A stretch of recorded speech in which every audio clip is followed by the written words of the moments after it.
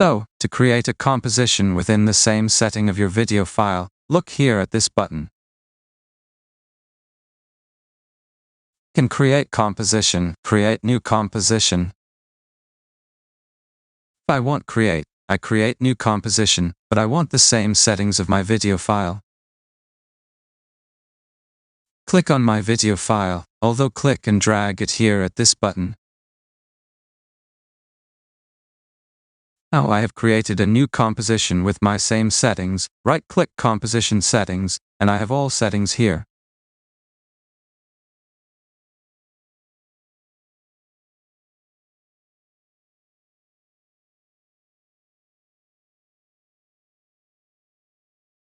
The layer on my composition and the same here.